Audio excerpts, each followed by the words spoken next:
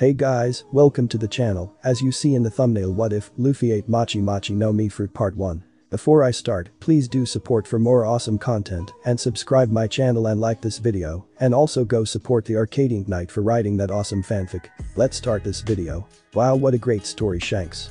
Take me on your next adventure. I want to be a pirate too. Exclaimed the little raven-haired boy. Ahaha, you're still a kid, Luffy, besides you're probably not strong enough. I am strong, my punches are like pistols. Yelled the little Luffy while punching the air. Then, put your money where your mouth is, Luffy, punch me as hard as you can in my face. If you manage to move me from my spot, I will think about bringing you on my next adventure. Said Shanks while showing Luffy his cheek. Alright, here Luffy wound up his fist and concentrated all his energy into his fist subconsciously and hit Shanks with all he got, resulting in Shanks flying through the wall and onto the street. Shanks' crew jaw dropped and stared at Luffy awestruck. Shanks and his crew realized what Luffy had done. Luffy managed to use it. This left a red-haired pirate speechless. The best reaction of all was Luffy's face. He was horror-struck and kept switching glances between his fist and the hole in the wall which was caused by him. The only words he could muster out were, "Whoa." Shanks got up after recovering from the surprise attack and walked to Luffy. Shanks walked up to Luffy and just casually sat down beside him. Before he got back to eating, he just casually asked this. "Nice punch, where'd you learn to do that?"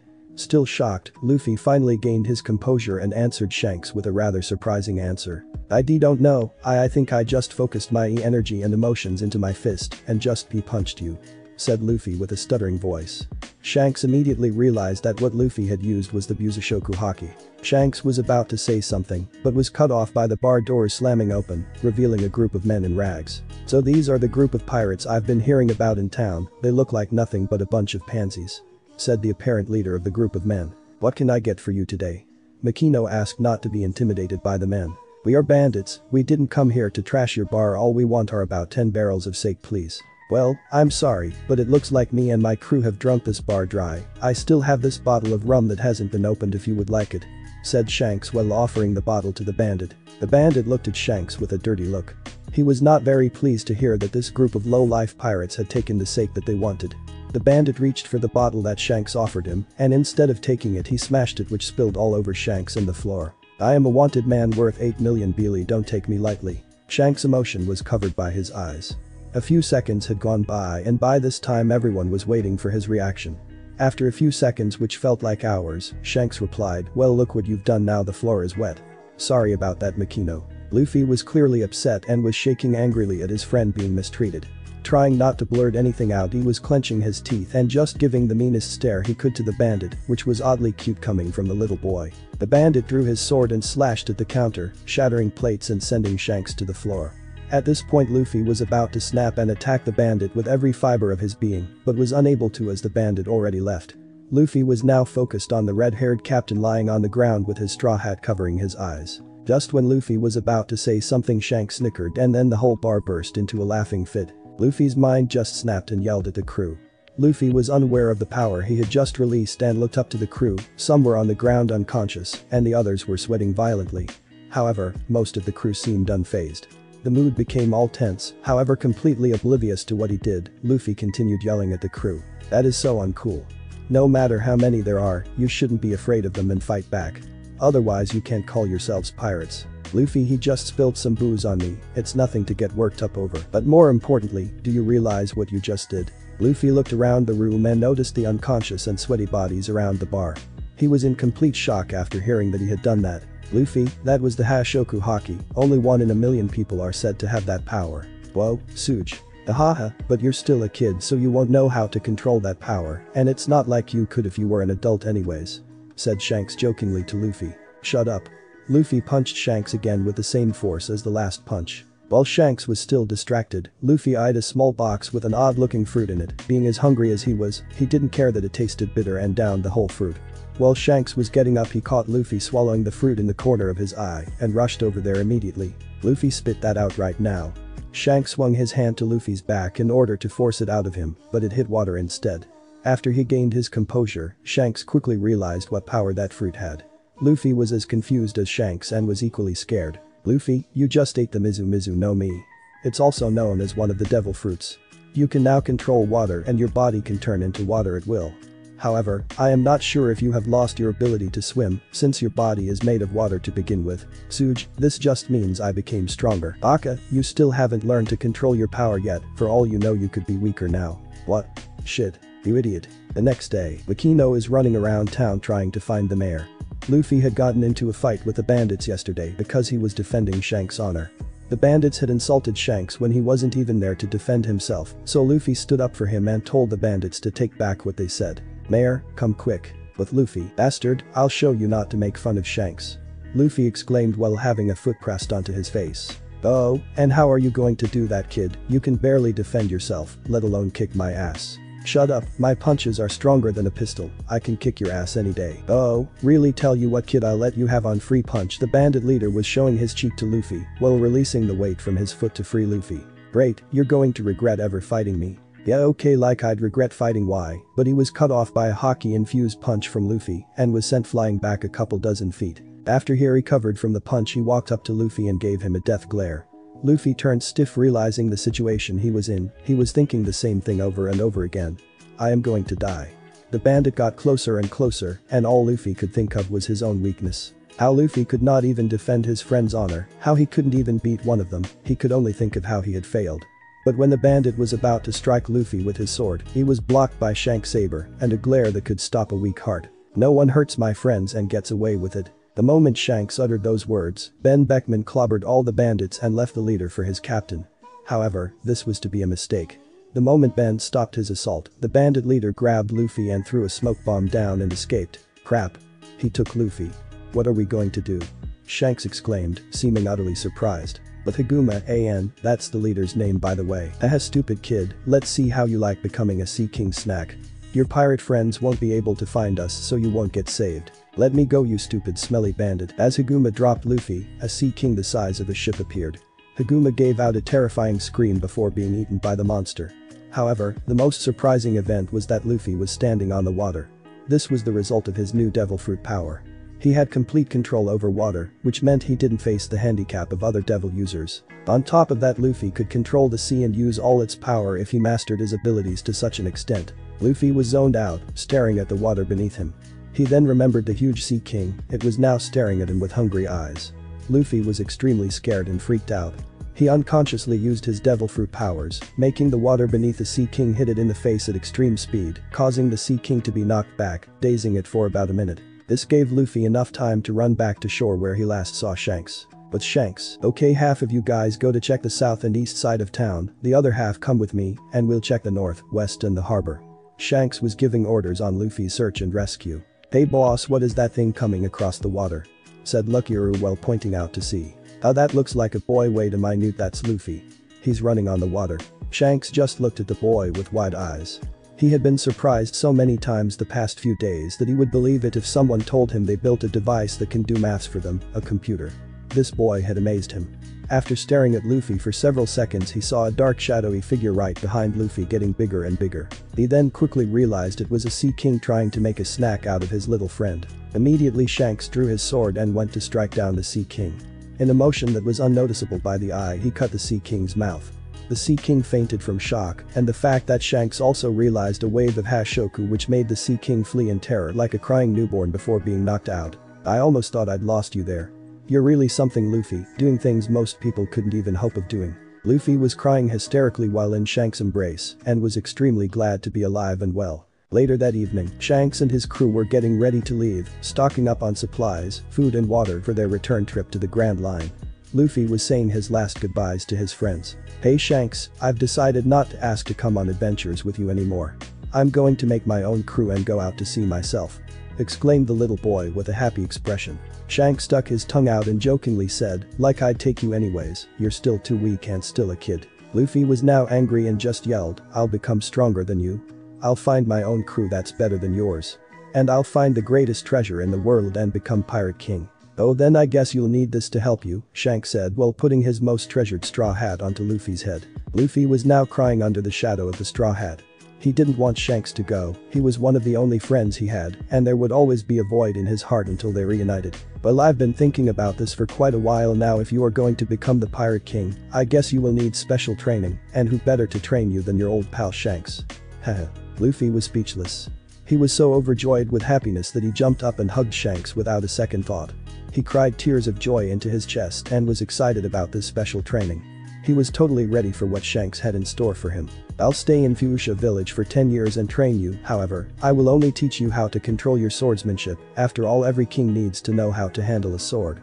But as for your devil fruit power, you will need to learn to control it yourself, since I have no idea how to control devil fruit powers, since I have none.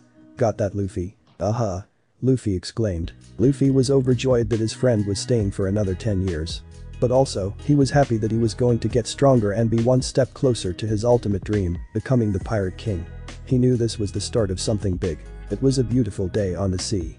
There were barely any clouds, the sea was calm, and the temperature was mild. However, there was an unknown danger lurking around the ship. The ship was a civilian cruise ship. It was about the size of a small marine ship with 3 sails and a large deck. It was a ship that hosted balls and parties for various occasions, the perfect target for looting and plundering. Just as the passenger ship was at the peak of its party, a ship with a skull and crossbones with a heart in the middle as its Jolly Roger was spotted coming closer to the passenger vessel. The ship was going to be under attack by pirates at any second. The captain of the vessel ordered everyone to the lifeboats and to not panic. A certain woman in the crowd took this as an opportunity to gain some quick money. While all the pirates would be busy raiding the ship, she would go over to the pirate ship and steal all their treasure. She gave a devious little smile at the thought of all that treasure just waiting for her to come and take it. She quickly changed into something to fit her persona, a thief. She zip-lined down the passenger ship onto the smaller, in comparison, pirate ship. After sneaking around and making sure no one was on board, she was at the door that leads to the storage room where all the treasure was probably kept. Just as she was about to open the door, a pirate came out and she gave a cute little yelp and stepped back in surprise. The pirate looked surprised as she did. He began looking up and down the girl, trying to recall if he had seen her before. I don't remember seeing you here before, said the pirate as he was inspecting the orange-haired woman. Taking advantage of his distracted state, she quickly kicked him in the you-know-whats, and the pirate was down for the count. She quickly ran past the unconscious body down to the storage room. What she saw gave her an expression of disappointment and excitement. She saw a pile of treasure of decent size, but much to her disappointment, it was not the best quality of treasure. However, not denying the free money, she was beaming with joy as she quickly ran to grab a bag and stuff the treasure inside. Meanwhile, on the passenger ship, the boy about the age of 13 walked into a room and said, hello, is anyone here? Phew, thank God I don't have to fight anyone. The boy was short and scrawny. He had large glasses that covered his eyes and pink hair. He was wearing a white shirt with blue pants similar to that of a marine uniform. The boy looked around and searched for some supplies he could take. That boy, surprisingly enough, was part of Alvida's crew, the crew that is raiding the passenger vessel. Although if he wanted to be on the crew or not was yet to be decided. He continued looking around, and then he eyed a barrel and tried lifting it up with no success. So being intelligent enough, he tipped it over and started rolling it away out the door and down the corridor. As he was about to exit onto the deck, he was stopped by a group of pirates. Hey Koby, what are you doing here? Don't tell me you were hiding from the fight. The big pirate said while freaking out the teenager. And no, it's not what you think. I was just getting this wine barrel because I thought we could use it since we are low on alcohol. Haha, the little boy was as pale as milk and was about to piss himself from nervousness. Good idea, let's have some, I'm thirsty anyways. And no way, if Alvida-sama finds out she would kill all of us. Well, she isn't going to find out if you don't tell her, right Koby? The pirate was holding a sword close to Koby's neck, threatening him. Why, you're right, okay you guys open it up. I'm gonna smash open this barrel. Ready, the pirate raised his fist into the air and then smashed the barrel, revealing nothing but a puddle of water. This isn't wine, Koby. This is just a stupid puddle of water. The pirate was about to hit Koby in the face for his mistake. But was interrupted when someone said, I wouldn't call myself stupid. The pirate forgot about Koby momentarily and looked around to find who had spoken those words. He was confused for several moments, then decided to look down at the puddle because that was the only place he hadn't looked. His expression was priceless. He looked at the puddle wide-eyed with his jaw dropped to the floor. What he saw was a face in the puddle smiling at him with a wide grin. What the fuck is that? Exclaimed the group of pirates, all looking wide-eyed at the puddle. There was a smiling face with a grin that showed a big set of white teeth. Black eyes looked at them with their carefree expression. The puddle suddenly started churning and it turned into a boy around the age of 17. He looked scrawny for his age. He wore a tattered old straw hat, a red cardigan that showed off his toned chest and abs, blue shorts that went down to his knees, with a yellow sash tied around his waist, all while rocking sandals. His most noticeable feature was a small scar under his left eye and a long katana tied to his left hip. But what really gave him the intimidating look was the long cloak on his back going down from his neck to his ankles. It was a white cloak with a hood which was probably meant for hiding purposes. There were brown spots covering the body of the cloak with a fuzzy lining on the bottom. This gave the young boy an intimidating look that could even frighten a sea king. The man just stared at the boy with unblinking wide eyes. They looked like they were about to piss themselves from the fact that they had just seen a boy appear out of a small puddle, and the fact that that boy looked extremely intimidating and gave off an aura that could knock a weak-minded person into a coma and turn them into a vegetable. Ah, that was a nice snap. I'm hungry, I wonder where I can get some food. The 17-year-old was looking around for some food before he was interrupted by the pirates. Hey. Don't just ignore us, who are you? The pirates exclaimed while holding out their swords. Me? I'm Luffy. Okay, prepare to. Hey, I'm hungry, do you have any food? Don't just ignore us. The pirates yelled at the boy who was asking Koby for food. Okay kid, that's the last straw, you're going to die. The two pirates attacked Luffy while his back was turned. As they were about to stab him, Luffy just grinned and dodged both of the attacks effortlessly. As the pirates stumbled after losing their balance from the disappearing boy who just stepped to the side, Luffy reached for his katana and with a movement that couldn't be seen by a normal person, he cut the pirates' swords in half, leaving them defenseless. After seeing his small display of skill, the pirates began freaking out and stumbled across the corridor, stepping on each other before running away as fast as they could away from the intimidating boy. Man, what's their problem, attacking someone right after they're napping? Koby was the only one who didn't run away and just stared at the 17-year-old with a look of admiration. Koby was both amazed and terrified of the older boy. Koby was trying to gain his composure and managed to muster out a question. Who are you? Asked the little pink-haired boy. Me. I'm Monkey D. Luffy, pleased to meet you. He said while holding his hand out for a handshake. Then nice to meet you Luffy, I'm Koby. Said the little boy nervously, trying to make his words audible. Hey Koby, say you wouldn't know where I could get something to eat, would you? Luffy asked while holding his hand to his stomach, making the point that he is hungry. I guess there could be some food in the storage, follow me. Cool. Thanks Koby. Said the happy Luffy. They walked for about a minute until they reached a dark room with an opening in the middle. Luffy walked over and peeked over the edge. His mouth then started pouring with drool once he saw all the food that was just sitting there, waiting to be eaten. He then jumped down and opened a barrel revealing some fruit and began happily biting the fruit. He looked over to see a nervous Koby and remembered that he was with those pirates and that they were about to hit him. He then began asking, hey Koby, why were you with those pirates? Koby's head was flushed red from embarrassment. Koby was recalling how he ended up on the pirate ship to begin with. Guessing that Luffy was a trustworthy guy, seeming as how he had that much power but didn't attack Koby, he decided that he could tell him. Well, I was out fishing, then I fell asleep. When I woke up I didn't know where I was, but I saw a boat nearby. So I rowed over to it and I didn't realize it was a pirate ship. They captured me and forced me to be there, and I've been stuck here for 3 years ever since. Koby finished with a sigh of angst. Luffy just stared at Koby with unblinking eyes.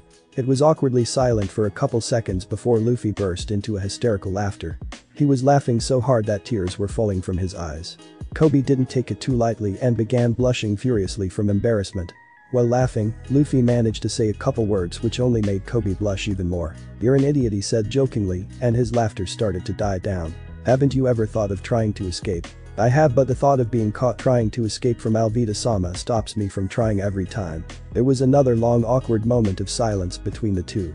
After a few seconds Luffy burst into laughter again because of how cowardly Koby is. The thing Luffy said next shocked Koby, and if one could die from embarrassment, then Koby would surely be dead. You're a coward, I don't like you, Luffy said with a giant grin while laughing his ass off. Koby didn't say anything for a few moments and then asked a question which turned the atmosphere into a serious one. Well, when you were fighting those pirates I bet you were scared too. Koby exclaimed at Luffy. There is no way I'd be scared by a couple of weaklings like those, and besides, if they were strong then I would not be scared of dying anyways. As long as I'm fighting for my dream I don't mind dying. Luffy looked at Koby with a serious look that told Koby that Luffy was not bullshitting him. Koby was wondering what his dream was, so he asked him, so what's your dream Luffy? Luffy took off his hat and looked at the hat with a proud expression and simply answered, I promised the person who gave me this hat that I will become a great pirate king. After hearing those words Koby looked at Luffy with an angry expression. He couldn't understand why a person such as him would want to become a pirate. Sure, he was nice and all, but a pirate is still a pirate, right? How could you want to be a pirate? They are all evil and hurt innocent people wherever they go. That is an ignorant kid. The world is a lot larger than you know, just like there are bad pirates there can also be bad marines, and vice versa. Just because someone says they are a pirate doesn't automatically make them a bad person. think before you speak next time. Koby was speechless. He didn't think that Luffy could be this wise. For the 30 minutes he had known Luffy, he thought that he was one of those people who act and speak on instincts alone and nothing else. However, Luffy had just proved him wrong and gave him a whole new perspective on how he should approach things. He was even gaining hope for his own dream. Without thinking, Koby began asking Luffy if he could accomplish his dream as well. "Hey Luffy, you think I could accomplish my dream if I try and am prepared to risk my life?" Koby asked with a quiet voice. "I know you can do it, Koby. Anyways, what's your dream?" Luffy asked casually. "I want to become a marine," Koby said with words full of pride. "A marine?" Luffy asked to confirm what he had heard. "Yeah, it's always been my dream to catch bad people and protect society." "That's cool. If you want, I could help you accomplish your dream of becoming a marine." "Really, Luffy? That would be great, but first we would have to get away from Alvida." Just as he uttered those words, he remembered that oversized woman. She was ruthless and unforgiving. She would kill anyone who said she wasn't beautiful. Talk about self-centered. But Koby had finally gained this massive hope of escaping from Alvida thanks to his new friend, Luffy. Just as he remembered his strength, he recalled him transforming from a puddle of water to a 17-year-old boy. He forgot about that whole incident with the pirates. "Hey Luffy, how'd you do that trick with the water back with those pirates?" Koby asked curiously, wanting to know his secret. "You mean this?" Luffy turned his arm into water and freaked Koby out. "I ate Mizu Mizu no Mi. It's one of the devil fruits. I can control water and turn my body into water at my command," said Luffy, not thinking the power was a big deal. What, you ate one of the legendary devil fruits? Aren't you worried about not being able to swim?" Koby was completely shocked that his new friend had such a terrifying power. "Oh well, my teacher told me when I was training that normal devil fruit users would fall like a hammer in water. But he stated that since I have complete control over water, I can swim faster than anything in the ocean, even fishmen. I can also breathe underwater too. He told me that this devil fruit could possibly be the most powerful one in the world. How lucky am I?" Koby just nodded at this statement. It seemed quite possible that having a devil fruit that can turn your body into water can nullify the handicaps of the other devil fruit users' faces, which could mean that the devil fruit he ate was probably the strongest. After stuffing his face for about 40 minutes, Luffy finally decided that he should get going. Koby directed him to the deck where he saw it was empty. But then all the pirates came storming out of their ship with what looked to be a woman the size of an elephant. Luffy immediately thought that this was the woman that enslaved Koby to the crew for 3 years. "Koby, who is the prettiest lady of them all?" Alvida asked while looking angrily at Koby for abandoning his post. Luffy was suspecting that Koby would answer the way Alvida wanted to answer. "Oh, but of course, it's you, Miss Alvida-sama. You are the most beautiful person on the planet," or something like that, Luffy thought. What Koby said next surprised Luffy almost as much as it made him laugh his ass off at what Koby said. "Not you. You are the sperm your mother should have swallowed. You fat crazy bitch." What Koby said was so unlike him, but he probably had that built up inside of him for these past 3 years. Luffy couldn't take it anymore and was crying from all the laughing he had done. Alvida was boiling with rage, and several veins had popped up on her head from stress. She ordered her men to begin her assault on Koby and Luffy. Koby was completely terrified, but Luffy just looked at them, looking completely unfazed by the large group of men coming at him.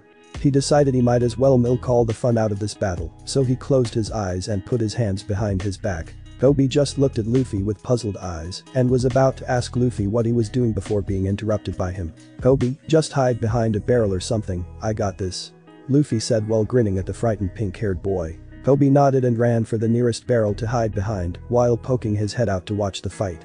Luffy was just standing there with his eyes closed and smiling a large carefree grin. As the pirates got to him, they started swinging their swords around, but only to be hitting air. Luffy was dodging all the attacks with no effort at all. This was all thanks to his Kenbenshoku Haki, which allowed him to predict the movements and emotions of everything around him. After Luffy was done toying around with the pirates, they were all exhausted from their relentless assault, while Luffy just stared at them with a bored expression. "Oh come on you little pansies, are you tired from just swinging your swords around for 5 minutes? I thought you were supposed to be killing me," Luffy said while his eyes were still closed because having them open would be too boring. The pirates got madder at him and began their assault again, but this time with more fury. Luffy took out his katana and just waited with his katana out. The pirates started attacking Luffy. This time the pirates were attacking with about 3 times as much precision and speed as before. Even still, Luffy was standing there blocking all their attacks with his eyes closed and a blank expression. People watching the fight could only see Luffy's sword moving around at extreme speeds and in perfect grace, knocking away the attacks coming to him. Luffy was now bored of playing around with them, so he decided to finish them off, but not cut them, because they didn't really deserve it. So when he found openings he just smacked each of them with the back of his katana, knocking them out. He did this in one swift motion, and all of them were knocked out on the ground crying uncle. Luffy just gave a sigh that his fun just ended and sheathed his katana. Alvida was shocked to see her crew defeated so easily, by a kid no less. At this point she was fuming with rage and ready to beat the daylights out of the boy. Alvida jumped over to Luffy with a demonic aura that Luffy was unfazed by. Without a second thought Alvida took a swing at Luffy's head, only to look wide-eyed as it went through him as he turned to water. "What are you?" Alvida asked, completely spooked by what had just happened. "I'm a water man. I ate Mizu Mizu no Mi." Luffy demonstrated by turning his arm into water. "So the devil fruits are not just a legend, they do exist," Alvida boldly stated after she regained her composure. "Nonetheless I will still beat you senseless boy. Considering you couldn't hit me and that you all got their asses handed to them while I was fighting with my eyes closed, I'd say you're wrong," Luffy said while chuckling. "Stupid brat." Alvida took another swing at Luffy, only for it to be stopped by his hand. Luffy wound up for a punch and hit Alvida straight in the stomach with an infused punch and sent her flying for a mile into the ocean. Luffy just casually put his hat back on his head before grinning and heading over to Koby. Koby just looked at Luffy with wide eyes and a jaw that hit the floor. He didn't know that his newfound friend was this strong. "So Koby, I think we should get out of here, there are some marine ships over there and I don't think they feel like talking." Luffy was pointed with his thumb behind his shoulder to 3 marine ships, aiming at the pirate ship and the passenger vessel. "So let's go." With that being said, Luffy ran over to the nearest lifeboat and motioned Koby to him. "Oh okay Luffy-san, since it's with you I'll know I'll be safe." That's the spirit. Koby now jumps on board. Koby jumped on and they released a rope suspending it into the air as the boat dropped 40 feet, crashing into the water. As the boat crashed into the water it surprised a certain orange-haired girl that was securing the gold to her little boat. She let out a small yelp as she looked at the person who caused it. Their eyes met and time seemed to have stopped for a couple seconds before everything went back to normal. However, the girl didn't notice a cannonball coming towards her. When she did notice, it was about 30 feet from hitting her directly. Luffy noticed this moments before the cannon was even fired thanks to his and was waiting for the cannonball to come closer so he could cut it. As the cannonball was closing in on the girl he jumped onto her boat with his back facing her. Luffy effortlessly cut the cannonball in 2 and sent the pieces back flying at the ships, one piece smashing through 2 ships and causing them to sink and the other completely obliterating the remaining ship. "Marines firing at a defenseless girl, I hardly call that fair," Luffy said with his back still facing the girl. The orange-haired girl just looked at the person standing in front of her and then the wreckage of the 3 massive marine ships. Did he just destroy 3 marine ships without even trying? She thought. She just looked at the back of the boy standing in front of her, his cloak moving with the wind, his broad shoulders making him look more intimidating, his raven hair all messy, the straw hat dangling from his neck with his massive 5-foot katana in his hand. She kept staring at him admiringly until she remembered the situation she was just in. Thanks for saving me just then," she managed to muster out. Luffy slowly turned around and gave a heartwarming smile to the girl. He looked at her and stared right into her eyes. He was just staring at them, lost in their gaze.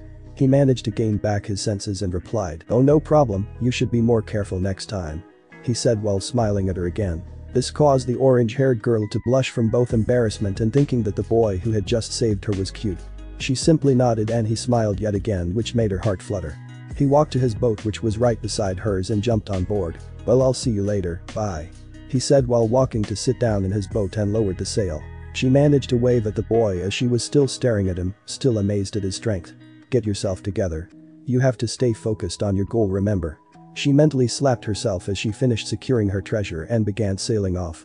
After a few minutes she was prepared and lowered her sail and began sailing off. "Back with Luffy, man, that was fun," said Luffy as he was lying down on the boat with Koby opposite him. He was thinking about his crew. He really wanted strong people that were also cool. Just as he was thinking about that he remembered something Alvida mentioned during his fight. "Wait a minute, you're not bounty hunter Zoro," is what Alvida had said. Luffy was thinking, if he was this well known and was a pirate hunter, he must be really strong. Luffy grinned at this and decided he wanted him as a crewmate. "Hey Koby, what do you know about this bounty hunter, Zoro?" Luffy asked, hoping to get more information. "He's a beast that can take down any pirates in his path. He is the most feared bounty hunter in the East Blue," exclaimed Koby, surprised at Luffy's question.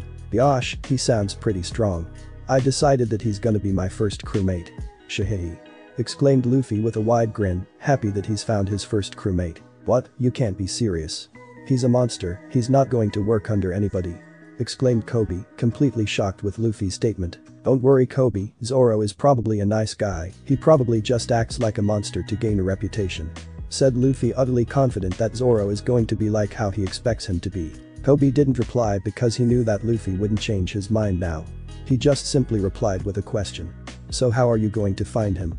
We're lost. Luffy just dunked his hand into the water and closed his eyes while concentrating. He then took his hand out and smiled at Koby. There is an island about a mile that way from here, we could stock up and ask for directions there. Maybe there is a marine base and you could join them. Shahihi. Luffy said to Koby, knowing that that was his dream. Koby smiled and nodded while adjusting the sail and rudder, pointing them to that direction. Luffy did something that surprised Koby. With a quick motion of Luffy's hand he formed a fast current and they were rocketing towards the island at about 100 miles per hour. Koby was holding onto the boat for dear life while Luffy was just laughing like a maniac. Soon they reached the island and docked on shore. Luffy and Koby were strolling around town when Luffy asked Koby, "Hey, do you think these guys have heard of Zoro?" Everyone in the area looked shocked and just gave Luffy and Koby looks of surprise and terror. "I guess that's a yes," Luffy said while grinning at the town's shenanigans. "I heard this town has a marine base under the command of Captain Morgan." Again, the town had the same reaction as when Luffy mentioned Zoro's name. "That's odd, I could understand them being scared of Zoro, but why a marine captain?" Koby said, looking genuinely confused. "Remember Koby, like I said before, just like there are bad pirates, there are bad marines, there is a possibility that Captain Morgan is an evil man, but flying under the marine flag," Luffy said wisely. Koby just nodded and they continued walking until they came up to a huge wall. On the other side of the wall was a giant marine base that took up 2/3 of the small island. There was a clearing and in the center was a cross with a man hung to it. The man had a drag black-green bandana, a white t-shirt with a green sash around his waist. From the looks of it, he was tied up for quite some time now, as his clothes were dirty and worn out. That's him. The pirate hunter, Rurano Zoro," said Koby with a fearful voice. He's all tied up, I know. I'll just go over there and release him. He'll definitely be my if I do that. Shahihi. Luffy was grinning at the idea of him joining his crew and was excited. "But if you untie him he'll kill you." Koby was shocked that his wise friend was this carefree and made such rash decisions. "Don't worry Koby, I'm strong." Luffy gave him a blank stare, he was dead serious in releasing him. But just as Luffy was about to go and release Zoro, a ladder plopped beside them. A little girl climbed up and signaled them to be quiet by putting a finger up to her lips. After looking around to make sure no one was around, she jumped over the wall and ran to Zoro with something in her hand. "Hey kid, what are you doing here, get lost," Zoro said coldly to the girl. "I thought you were hungry, so I made some onigiri with all my heart," she said while holding the rice balls out with a warm smile. "You better get out of here kid, if the marines catch you then they'll kill you," Zoro said with concern in his voice. Just as he said that, a group of marines came walking through the gate with a man in a suit walking in the middle. "Scaring little girls now are we Zoro?" asked the man in the suit. He walked over to the little girl and just looked at her. "That onigiri looks delicious, I'll just take one," said the man in the suit as he grabbed a rice ball from the girl. After taking a bite and chewing for a few seconds his eyes widened and he spit the rice ball out of his mouth. He looked at the girl mad and said, "This is full of sugar, onigiri must have salt you idiot." "Salt? I'm sorry, I thought it would taste sweeter if I put in sugar." He grabbed the other rice ball out of her hand and started stomping on it, crushing it into a pancake. The little girl was filled with sadness as she saw the rice ball she worked so hard on being crushed into the dirt. "I worked on that with all my heart," the little girl said, tears building up in her eyes. "You know what happens to people who help criminals, don't you? They are punished by death. But since I'm feeling nice today, I'll just throw you out, literally. Throw her out immediately, or my father will hear about this," said the man in the suit. A marine walked up to her, kneeled down and said, "I'm really sorry about this, tuck up into a ball when I threw you so you absorb the impact." As he finished he grabbed her and threw her over the wall, only to be caught by Luffy and be safely put down, while Koby checked her for injuries. After the marines left, Luffy jumped over to the wall and stood about 10 feet away from Zoro. "I'll untie you if you become my nakama," said Luffy, trying to get Zoro to join his crew. "No thanks, I want to show them that I can survive," said Zoro, grinning. "You're a pretty stubborn man, just like me." Luffy was delighted to see that the crewmate he had decided on was determined. Zoro eyed the flattened rice ball, and his stomach growled. He looked up to Luffy and asked, "Hey, you mind getting that rice ball and putting it in my mouth?" "What, this thing? It's more of a dirt ball now. Just do it." As he said that, Luffy put it in his mouth and began to chew. When he was done he coughed a little and sighed. That was delicious. Luffy just left him there to meet up with Koby and the girl. Back in town, what? He really ate the whole thing? Asked the little girl, delighted to hear that. Yup, he ate even though it was covered in dirt and said it was delicious. Said Luffy grinning. Is Zoro really a bad guy? Koby asked, doubting his thoughts from earlier. No. Zoro Nichan is a good person, he's only in jail because of us. Said the girl as she looked saddened. She then explained to Luffy and Koby how Helmeppo goes around terrorizing the town while using his father, Marine Captain Morgan, as a threat. One day he brought a coyote into town and in her mom's bar. The coyote began trashing her mom's bar as the little girl tried to stop it. The coyote then became enraged and tried attacking the girl, only being thwarted by Zoro who threw a stool at it. Helmeppo became enraged and tried attacking Zoro, only to be knocked to the ground and have Zoro point his sword to his neck.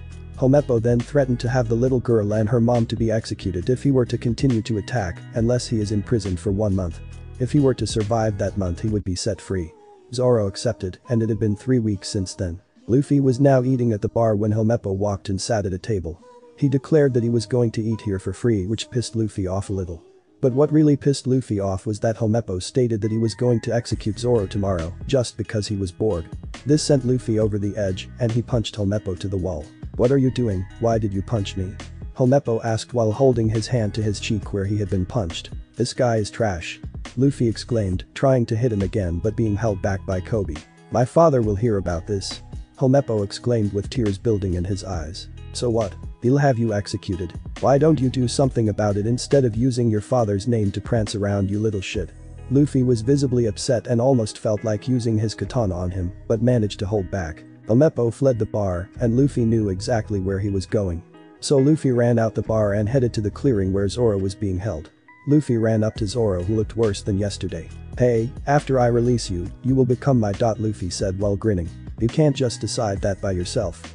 Zoro yelled at Luffy. Of course I can. I'm your captain. Luffy said with full confidence. Zoro simply sweat dropped and looked at the goofy 17-year-old. Hey, by the way, you said you used a katana. Luffy stated questioningly. Yay, but that bastard Helmeppo took it. I'll go get it for you and then you'll have to be my Shihei. Luffy smirked evilly as he stormed off to the base. Is that kid really going to attack the base by himself?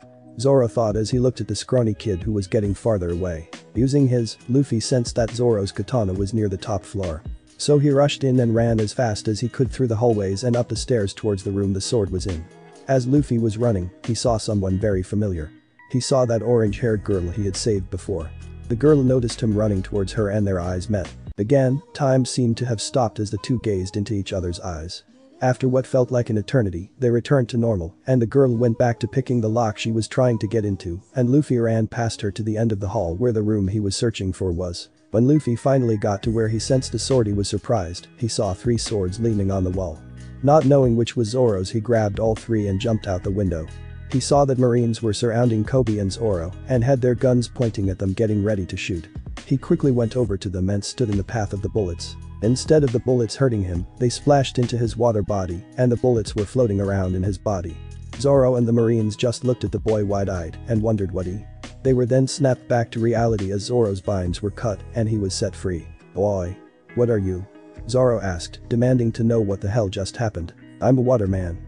I ate the Mizu Mizu no Mi, which is a devil fruit. I have complete control over water and I can turn my body into water at will. Zoro couldn't believe that this kid had the power of the devil's fruit and just nodded knowing that this was not the time for a conversation. I didn't know which sword was yours, so I grabbed all 3, Luffy said while holding the swords out to Zoro. They're all mine, I use Santoryu, 3 swords style. Said Zoro while grabbing his swords. That's unusual, anyways you can take care of that big captain guy over there, I'll get rid of the small fry. Since you saved me and returned my swords, I guess I'll join you. But remember this, if you do anything to jeopardize my dream of becoming the world's greatest swordsman, I'll cut you down. Zoro started with a demonic aura. Luffy just grinned and nodded as he turned around and made quick work of the Marines, knocking them out with the back of his sword. As Zoro was about to strike down Captain Morgan, Helmeppo took hostage Koby. Mujiwara boy. Sheath your katana and don't move a muscle or I will shoot the boy. Luffy just grinned and sheathed his katana. Zoro looked at Luffy wondering what he was plotting and was surprised at what happened next. Luffy just looked at Helmeppo and an indescribable force went through the air, hitting Helmeppo and the remaining conscious Marines. After feeling that force they all fainted, all the while Luffy didn't move a muscle and remained in the same position. After they all fainted Luffy just grinned and turned around facing Zoro who looked at him wide-eyed with a surprised and confused look. I'll explain it once you're ready. Luffy said while grinning. While Morgan was looking wide-eyed at what Luffy had just done, Zoro took this opportunity to strike down Captain Morgan and end this battle. The reaction of the Marines after Zoro defeated him shocked him. After Zoro defeated him, all the Marines began cheering that their captain was defeated. I guess they were just being forced to do all those things because of their captain. Zoro stated. Come on Zoro, let's go back to town and pack up. I bet you're hungry. Luffy said with a toothy grin. Back in town, Zoro and Luffy are stuffing their faces full of food. So Luffy, do you have a boat? Zoro asked before drinking down some beer. It's out in the harbor. It's small right now, but we'll get a huge one. Luffy said imagining the huge ship he wanted. Hahaha, and how do you plan on doing that? Zoro said laughing at Luffy's lack of planning. I don't know, we'll figure that out later. Just as they were enjoying themselves, Marines walked into the bar. They looked pretty serious and had more reinforcements outside, just in case things got ugly. One Marine walked up, who looked like the commanding officer. Is it true that you are pirates? The Marine asked with a serious tone. Yeah, we're pirates. We are grateful that you saved us from Morgan, but we are Marines and must live out our duty of catching pirates. However, instead of capturing you, we simply ask you to leave. Said the Marine, feeling somewhat guilty that they had to do this. The townspeople in the bar and outside were complaining that their saviors were being asked to leave and mistreated. However, Luffy didn't care and nodded to Zoro and started to pack up and grab some food for the journey. He thanked the little girl's mom for the food and made his way to the door. He then remembered something. This was a good chance for Koby to live up to his dream. So he walked up to the Marines and said, "Hey, see that little pink-haired boy over there? He wants to be a Marine, mind giving him a job?" Said Luffy grinning at the Marine. The Marine nodded and walked up to Koby. Koby was shocked that Luffy just asked him that. He knew that being a Marine was Koby's dream and he was about to fulfill his dream. "So little boy, you want to be a Marine, do you?" The Marine said with an intense gaze. Koby simply nodded. "Well then, you'll start with simple jobs such as cleaning, work your way up, I'm sure you will be a fine Marine." Koby felt like he had died and gone to heaven. He was so happy that he finally accomplished his lifelong dream and it was all thanks to Luffy. He felt like he was indebted to Luffy and was always going to be friends with him. As he looked up, he saw Luffy smirking and walked out of the bar with Zoro. As Luffy and Zoro were sailing out of the harbor, they heard the Marines. "Men, salute." The Marine said as all the men saluted. Luffy just gave a toothy grin and waved back like a maniac. "See ya," is what Luffy said as he and Zoro were leaving their sight. "This was an awesome start to my adventure," is all Luffy could think of as they continued sailing to wherever the sea would take them. Somewhere in the East Blue, Luffy and Zoro have left the town and are now aimlessly drifting out at sea. Luffy is sitting across from Zoro with a bored expression on his face. They are both quiet until Zoro asks, "When are we going to reach the next island?" Luffy dunked his hand into the water and concentrated for a few seconds. When he was done, he took his hand out of the water and said, "I can't feel any islands near here, I'm guessing we're pretty far from land." "That's a neat trick you got there, that devil fruit seems pretty handy," Zoro said, smirking. "Yay, it has a few useful tricks for sailing, there are probably a lot more I haven't figured out how to use yet though. Anyways, I'm pretty hungry and we barely have any food left." Luffy pouted while his stomach growled. "Well, that's your fault for eating most of it when we sailed out," said Zoro in an annoyed tone. "Whatever, we have the sea, I can just grab some fish and we can have sushi." Shahihi. Luffy was now happy thinking of all the fish he would be eating soon. "Oh, and how are you going to do that?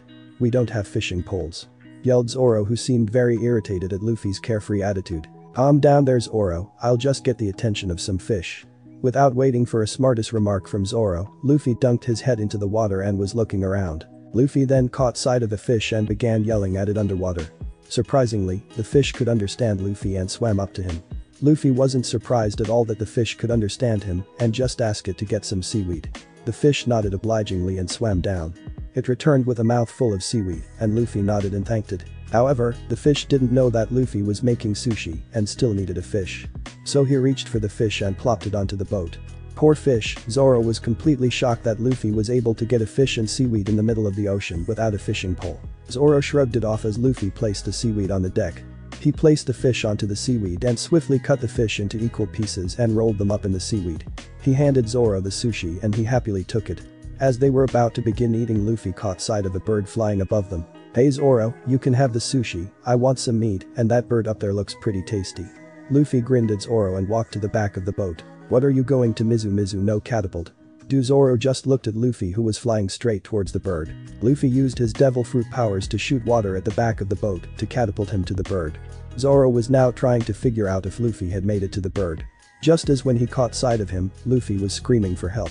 He looked closer and Luffy was caught in the bird's beak. Zoro's sweat dropped as he began complaining and started rowing in the direction of the screaming Luffy and the bird. While he was rowing he noticed a group of men floating in his path. He heard them yelling for help, but Zoro wasn't planning on stopping anytime soon for fear of losing sight of his captain. So instead of stopping he just yelled at them to grab on and hope they don't get run over.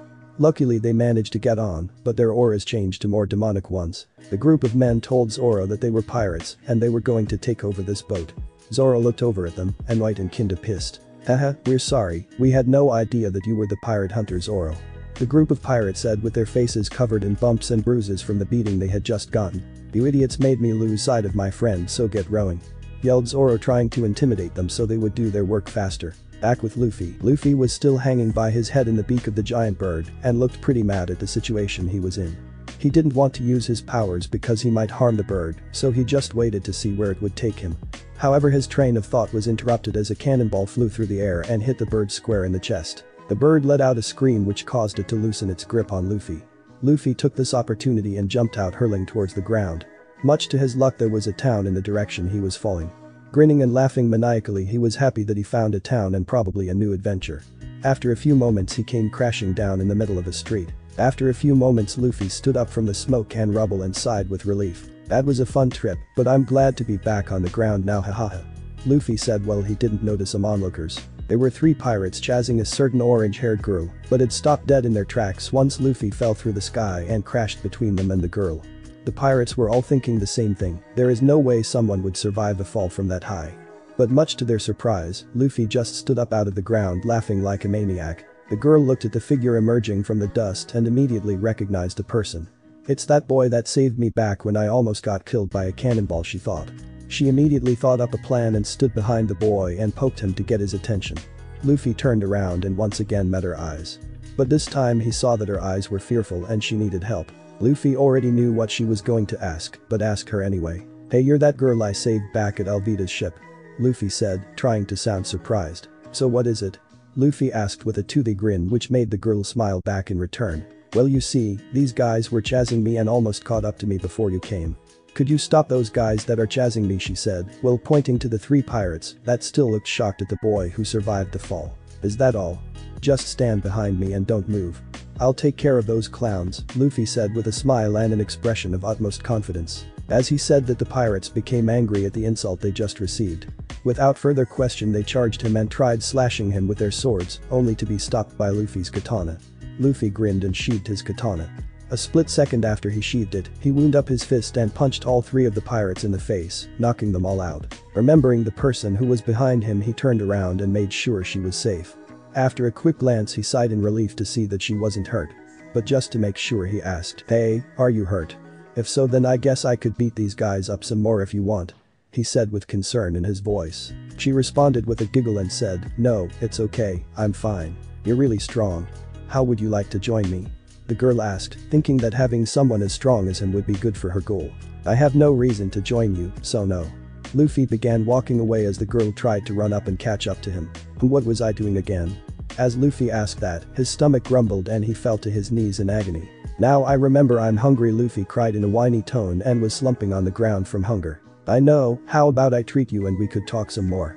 "My name is Nami, by the way," Nami said with a persuasive tone, but the only thing that Luffy was concerned about was that she would give him food. After hearing that, he jumped to his feet in joy and ran, and Nami led him to a house. Upon reaching the house, Nami took out some bread and ingredients to make sandwiches, no sexist remark intended, and started making some.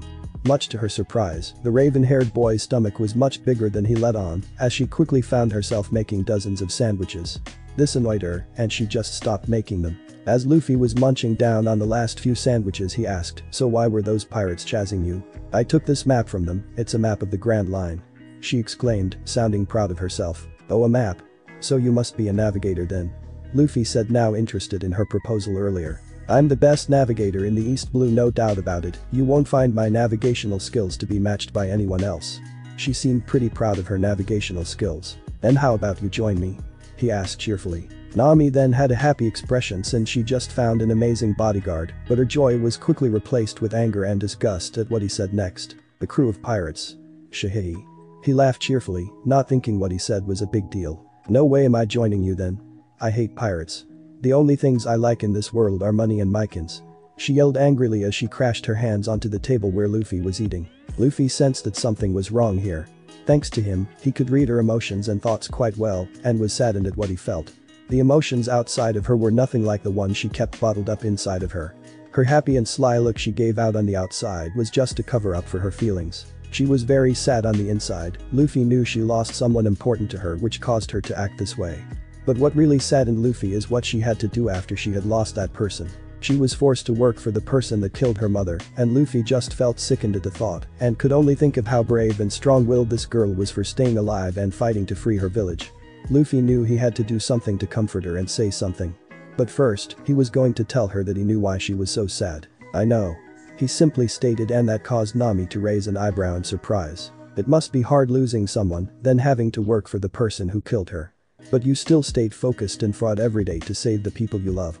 "I respect people like that," he said, hoping his words were reaching her. Nami just stood there, eyes widened at what Luffy had said. How does he know about my past? Is all she could think as she stared at Luffy in shock. "Oh, I forgot, my name is Luffy by the way," he said while giving his trademark grin. "I've heard about this Arlong guy. My teacher told me that fishmen have hatred towards humans for some reason. He didn't give me the details. But what they did to you was totally wrong. I can't find myself liking someone like him. I won't force you into my crew if you don't want to, I'm just asking. Anyways, enough about that. Who's the captain of the pirates that were chasing you?" Nami was lost in her own thoughts. She was then brought back to reality as Luffy was waving his hand in front of her face. She stuttered and began to answer him. "Their captain's name is Buggy, I think." Luffy's eyes widened a little as he heard her say that name. He remembered the stories Shanks had told him about how he and Buggy were both pirate apprentices on the Pirate King's ship. He then started to smirk, remembering that Shanks always made fun of his funny nose when they were young. Shanks had told Luffy that once he saw it, he would not be able to hold in his laughter. But then, Shanks had told him that he formed his own pirate crew and began harming people and was a ruthless pirate who showed no mercy, a completely different person from when he knew him. "Yay, I heard about Buggy, he's a pretty mean guy. Yay, but he has a lot of treasure that is just waiting to be stolen by me," she said, trailing off thinking about all the gold. "You're a thief?" Luffy asked, surprised. "I steal from pirates," she yelled in her defense. "But a thief is still a thief," he stated truthfully. "Anyways, how about we make a deal? I'll help you get Buggy's treasure, and in return how would you like joining my pirate crew?" he asked, hoping for a yes. "Oh, and before you make your decision, here is a little advice. Just because I say I'm a pirate doesn't make me a bad person. But I guess I'll let you be the judge of that," Luffy said, leaving Nami to her thoughts. Nami was thinking hard about this.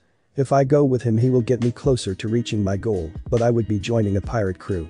But he doesn't seem like a bad person, and besides he knows my situation anyways, and I could tell he was speaking the truth about what he said earlier.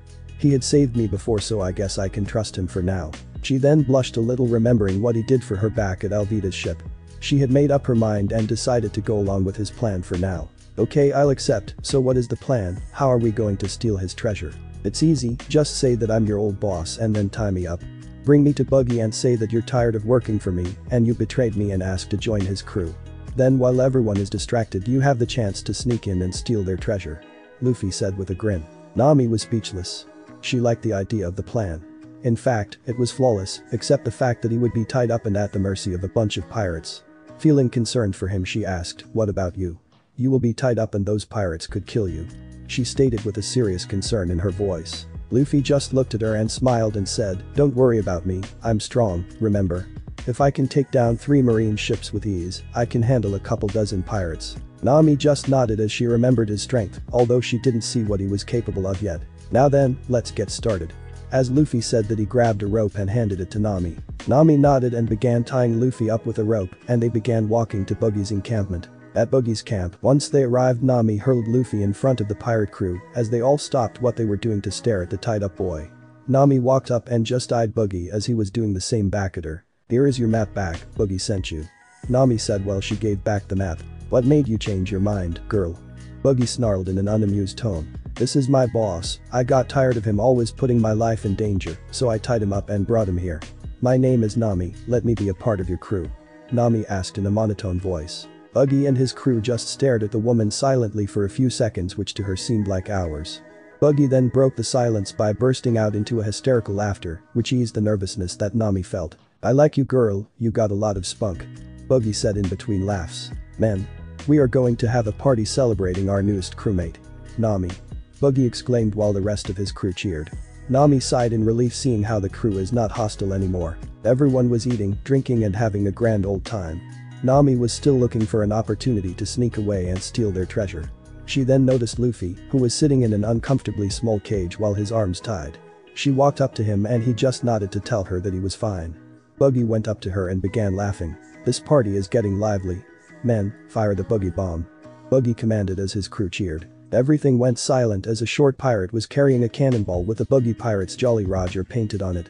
The pirate rolled the buggy bomb into the cannon and rushed away. What is that?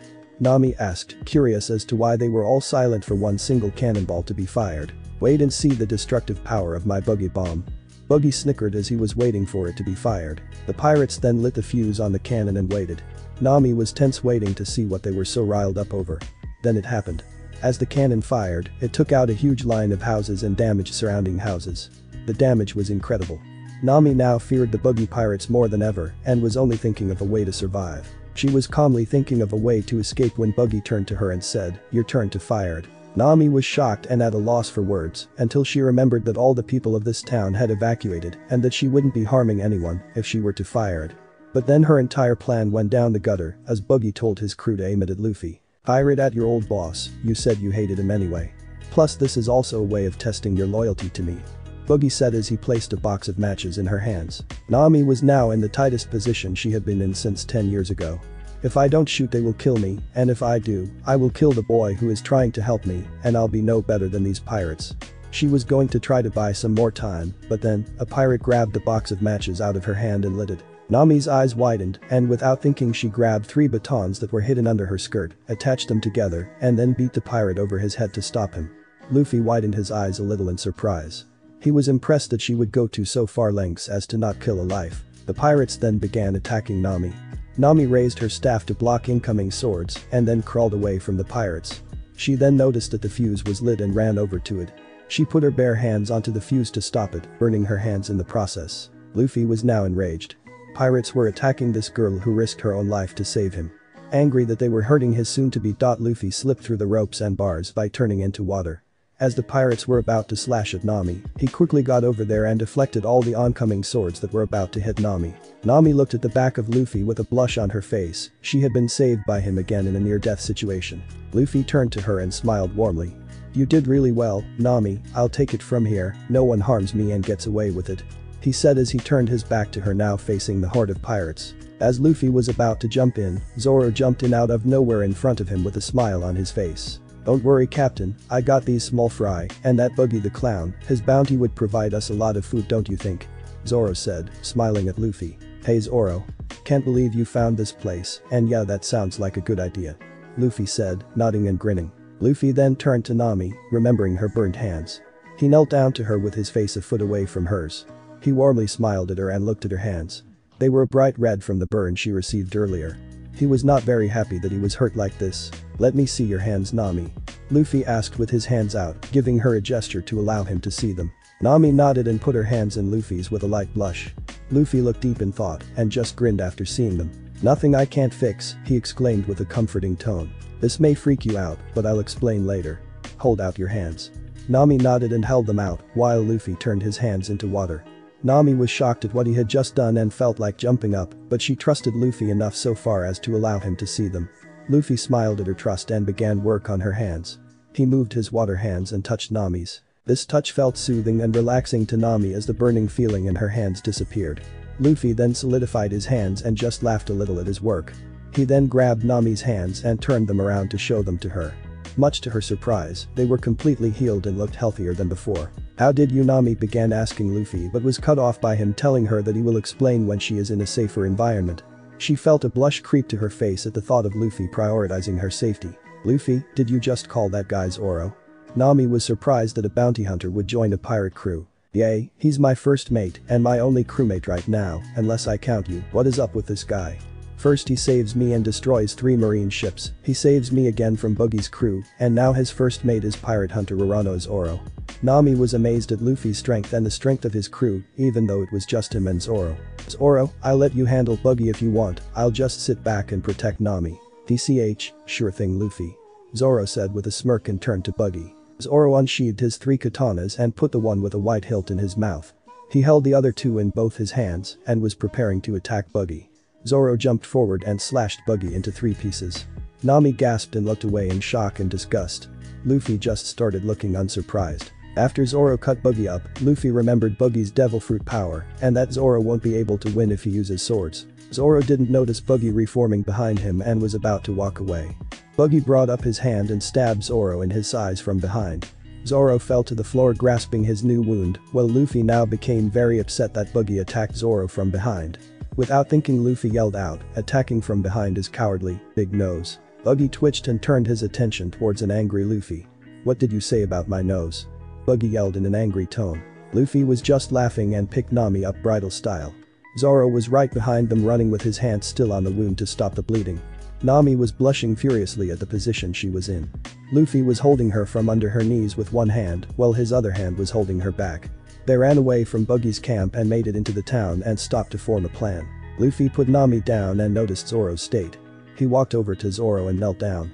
He gave Zoro a quick look of reassurance and Zoro relaxed.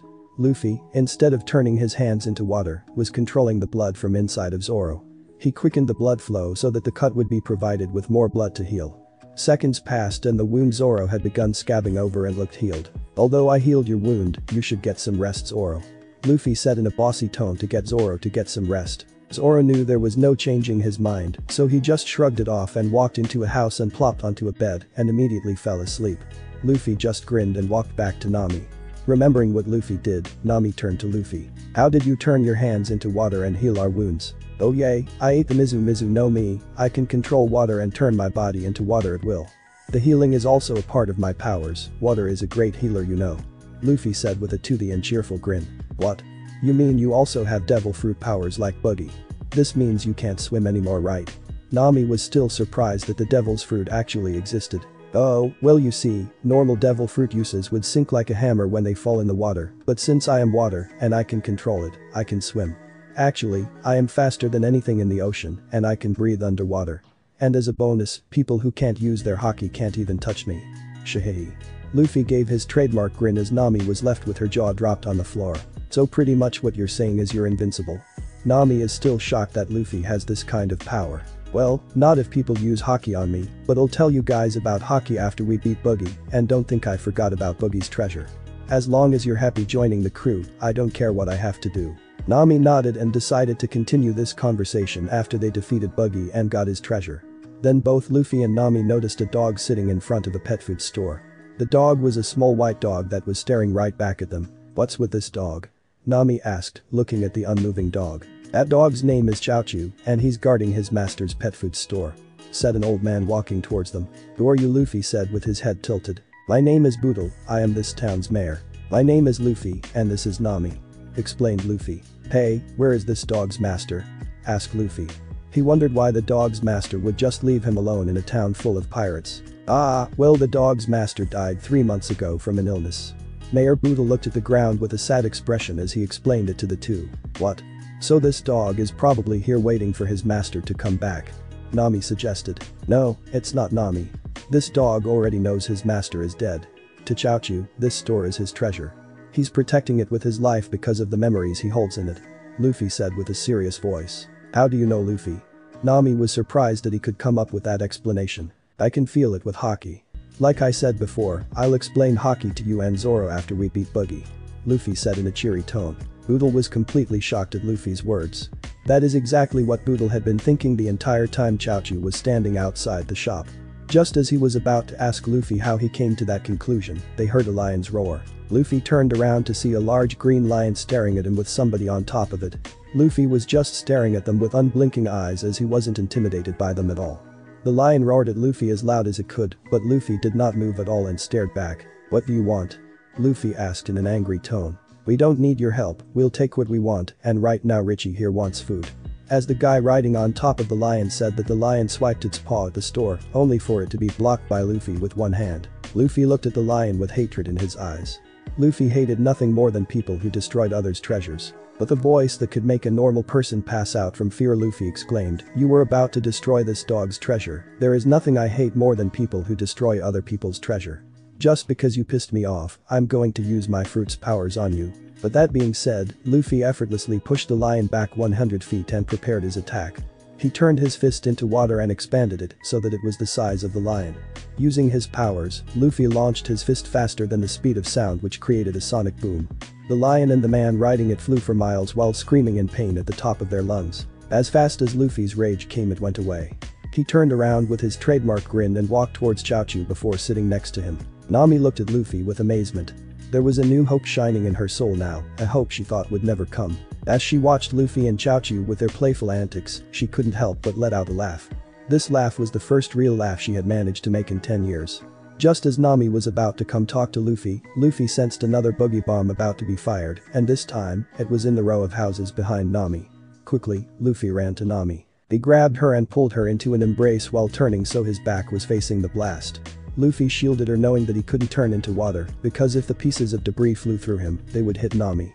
Luffy clenched his teeth in pain as pieces of metal and wood were hitting his back and creating wounds. Nami wasn't aware of the damage Luffy was taking and was blushing furiously as her head was nuzzled into Luffy's chest.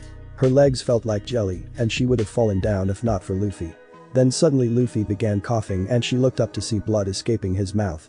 She was horrified and soon left his embrace and backed away. Luffy smiles after seeing she was okay and falls to the ground panting. Nami saw his back and looked at Luffy with a look of shock. Did he just take all that damage from me? She thought as she knelt down beside him. What she saw almost made her throw up. There were pieces of wood several inches into Luffy's back. He was bleeding heavily and she was terrified at the sight. Luffy just looked at the frightened Nami and gave her a warm, reassuring smile to calm her down. However, the wounds on his back were no laughing matter as he asked Nami for help. "Nami, this may be hard for you, but can you take those pieces of wood out of my back?" He asked as he stood up, dropped his cloak and cardigan, and turned around to have his back facing Nami. Nami nodded and began taking a big piece of wood out of Luffy's back with a pained expression. Luffy flinched as she pulled it and other pieces out of his back. Once they were all out, Nami applied bandages to Luffy's back to stop the bleeding. Once she was finished, Luffy was sitting down and she took a seat beside him. "Why did you take all that damage?" Nami asked, feeling guilty that it was her fault he was hurt. "You would have gotten hurt if I didn't block all that debris flying at you," he said while smiling. "And besides, the lives and safety of me come before my own. But you said you could turn into water. If you had done that, you wouldn't have taken that damage," Nami argued, still feeling guilty. "If I had turned into water, the debris would have gone through me and hit you. I can't let that happen, and Nami, it's not your fault. Don't worry, I've gotten injuries much worse than this," Luffy said while pounding his fist into his chest to show that he was alright. "Hey Luffy, wasn't Zoro sleeping in those houses?" Nami asked, now looking scared. "Oh yeah, he was. Damn, they probably woke him up," Luffy said while laughing. "What? I think they did more than wake him up," Nami yelled while bringing her fist down onto Luffy's head, which surprisingly made contact. "How did I just hit you?" Nami asked, confused. "It seems like you subconsciously use Haki when you're mad. I will explain to you later, right now let's go check on Zoro," said Luffy while getting up from his spot. They both walked over to the ruined house where Zoro was sleeping. Just as they were about to search for him, a pile of rubble moved and revealed a grumpy Zoro getting out of the pile. "Damn, they ruined my nap," growled Zoro as he walked over to Luffy and Nami. Zoro noticed the blood on Luffy's body. "Damn, what happened to you? You look in worse of a condition than me," said Zoro while staring at his wounds. "Whatever, it doesn't matter, let's just go kick that Buggy's ass," said Luffy with his hat covering his face so Zoro or Nami couldn't read his pained expression. "Don't worry Mayor-san, I'll kick Buggy's ass twice as hard for ruining this town of yours. So just sit back and have some tea," said Luffy in a low serious voice. "Now guys, let's go," said Luffy while he ran to Buggy's hideout. They reached Buggy's hideout. "Alright, here it goes," said Luffy while taking a deep breath. "Big nose," Luffy yelled at Buggy, which surprised everyone. "That's the worst thing to say." Nami yelled at Luffy as she punched him in the head. "Don't worry Nami, I got this." "Wait, hold on, Zoro, there's someone coming down, you can take care of him," said Luffy, and as if on cue, a man on a unicycle with a sword came down in front of Luffy and Zoro. "My name is Kobaji, Rurano Zoro, as a fellow swordsman I challenge you to a duel," Kobaji asked with his sword raised and pointed at Zoro. "Ah, alright, let's get this show on the road," said Zoro as he unsheathed his katana and got in his battle stance. Luffy grinned and went over to Nami. He leaned to her and whispered into her ear. "Okay, now since they are all distracted and coming at me, you can go and steal their treasure, I'll fight Buggy." Nami nodded and ran off while Buggy and everyone else was distracted. Luffy then looked over to Zoro where he had another wound, plus his older wound began bleeding again. Lying on the floor in front of him was an unconscious Kobaji. Luffy grinned and thought to himself that he chose the right person to be his first mate and turned to Buggy, who seemed angrier now that his second mate was defeated so easily. Buggy eyed Luffy and he then noticed his straw hat. Remembering his old friend and rival Shanks, Buggy spoke up. "Hey kid, that straw hat looks familiar. It looks like the straw hat that bastard Shanks used to wear all the time." Luffy took off his straw hat and gazed at it with a proud expression. By this time, Nami got back with a bag full of treasure and was hiding behind the wall of a house not too far away from their fight. "Shanks gave me this hat and it's my treasure. I care about this hat more than my life. He and I made a promise that when I become a great pirate I will return this hat to him," Luffy said while still gazing at his hat as all the memories flowed through his mind. He had his guard down and wasn't paying attention as Buggy's hand flew through the air with 3 blades in between his fingers. Buggy's hand shot at Luffy's straw hat and the 3 blades went through his straw hat, creating 3 holes. "Then you should protect it better," yelled Buggy in his triumph. Luffy saw this and immediately, the temperature dropped 50 degrees Celsius and icicles began forming on walls. Luffy looked up at Buggy with eyes that were glowing a bright blue that made Buggy gulp in fear. "Since you had the balls to do this to my hat, I will let you have 3 free swings at me, after that you can kiss your ass goodbye," Luffy said in a demonic voice that drowned out all other sounds. Nami was shivering in both fear and the fact that it was -30 degrees. She had never would have guessed that this nice, joyful and caring boy could have such a dark side to him. That hat must be really important to him if he is this angry, she thought as she was still shivering. Buggy wasted no time as he brought his blades and swiped at Luffy. Buggy's eyes widened in shock as they went through him. He did this again and the same result, and then again only to have failed to make contact. Buggy was now extremely scared at what he predicted was going to happen next. Luffy looked up and unsheathed his katana. "You say that a sword can't cut you, but looks to me like you can't even touch me. Now let's see if your theory holds true, Buggy." As Luffy said that, he slashed Buggy with his katana and Nami's eyes widened at the blood spurting out of Buggy's chest. "No way. How'd he cut him? This boy is crazy strong," thought Nami as she stared at Luffy with a look of fear and admiration. After Luffy cut Buggy, he sheathed his katana and prepared for his next move. Buggy was on his knees panting for breath. He looked up at Luffy and gave him a death glare. Luffy smirked back at him and turned his arm into water. "This is for destroying Mayor Asin's town. For hurting me and for damaging my treasure. No ocean destroyer." As he said, he shot his arm forward. A column of water erupted out of his arm and sent Buggy flying for miles. After he defeated Buggy, his rage subsided and his eyes turned back to their normal selves and the temperature went back to normal. He straightened up and grabbed his hat. Nami turned from the corner and walked to Luffy. As she approached Luffy, she noticed a saddened look in his eye as he stared at his hat. "That hat is pretty damaged," Nami said as Luffy walked towards her. "It's okay, I can still wear it," said with a crack in his voice while he put his hat on his head with a smile, trying to hide his emotion. Nami then noticed a tear run down his cheek. Luffy quickly wiped it away, trying to look stronger for him. As he was about to say something, Nami quickly pulled him into a hug and said sweetly, "It's okay, I can fix that hat of yours. But it will cost you 100,000 Beely." Luffy knew she was joking about the cost and returned the hug and nodded. They broke apart and began walking towards the sleeping Zoro. Luffy poked him and he stirred awake and stood up. "It's over already," said a sleepy Zoro as he was rubbing his eyes to wake them up. They were walking around town while Luffy was holding Nami's treasure in his hands. As they were walking, they saw the mayor. "Oh hey Mayor Asin, those pirates won't be bothering you anymore, we got rid of them, shahehe," said Luffy laughing at the fun they just had. "I can't believe it, I can't thank you enough, arigato," said the mayor while he cried into his arms. There was a group of people running towards them and all they saw was a crying mayor. They seemed pretty upset by this and began yelling. "Hey you. What happened to the pirates that were in this town? And why is the mayor crying?" yelled one of the townsfolk at Luffy. "Oh, we beat him. And his crew ran away after I beat their leader," Luffy said. "Then who are you?" "We're shahehe pirates," Luffy said while laughing. "Bet them," yelled the townspeople as they chased after Luffy and friends. "Why did you go and say we were pirates?" Nami yelled at Luffy while she punched him. "I'm a terrible liar. This is a good town," Luffy said with a blank expression. "What do you mean?" Nami asked, looking confused. "The people are fighting for the mayor just because he is upset. It's a good town," said Luffy while grinning. They kept running until they reached the docks. Nami was a bit upset that they didn't have a proper boat to sail on and just said that they should find a boat when they reached the next town. As they were in the water and about to leave the harbor, the mayor came running and stopped at the dock. As loud as he possibly could, the mayor screamed, "Kid. I hope we meet again someday." Luffy just laughed and waved back like a maniac. Unknown to Nami, Luffy left half of her treasure by the dock where the mayor was so they could fix their town. Luffy knew he was going to get an ass kicking for it later, but shrugged it off saying it was for a good cause. They left the harbor, and Luffy couldn't wait for their new adventure to begin. He had just found a new one and was really happy. Thanks for watching this video. If you really enjoy this video, like, subscribe, and comment down below, and turn on that bell notification. Don't forget to support the ArcadianKnight for writing that awesome fanfic. See you in the next video. Goodbye.